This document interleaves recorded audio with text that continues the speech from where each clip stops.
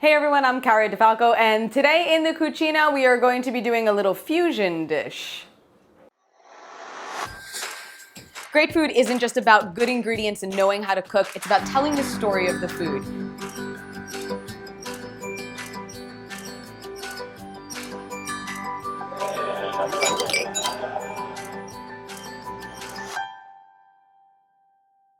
Today we are going to be making a Mexican flavored risotto for Cinco de Mayo, and the reason we're doing this dish is it was actually posed to me as a challenge at one of the radio stations that I have been a guest on. So this is one of the things the host wanted me to create, and I wanted to share it with all of you. I think we did a pretty good job. Let's get started.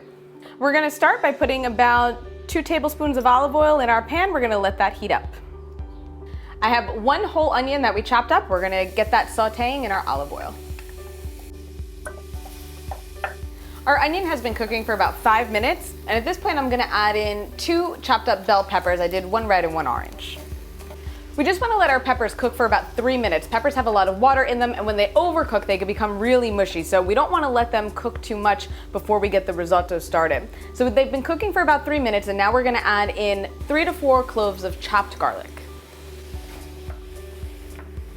We're going to finish building our flavor base by adding in 2 tablespoons of cumin, a teaspoon of tomato paste. We're also going to add in 2 pinches of saffron strands, as well as some Mexican oregano and about a teaspoon of chili powder.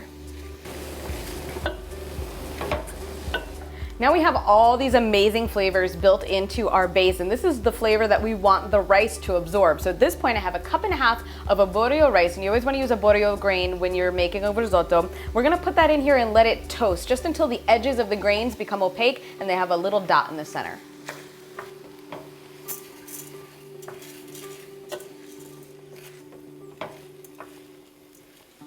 Our rice grains are toasted, and I have chicken broth here, about 2 32-ounce containers that I've been warming off to the side. So we're going to start to ladle that in and get this risotto cooking.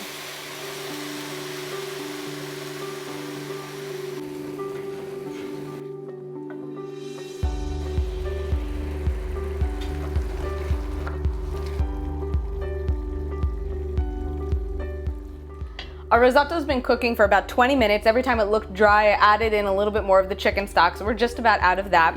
And of course, as you cook risotto, it's always about building flavor. So you want to taste as you go, season with salt as you go. If you feel you need any more of the other spices that we added in initially, feel free to add those in. So I've taken this off the heat, and to finish our dish, we're going to add in 1 pound of marinated roasted chicken that I shredded up, and we're also going to add in about a 1/2 cup of fresh chopped cilantro.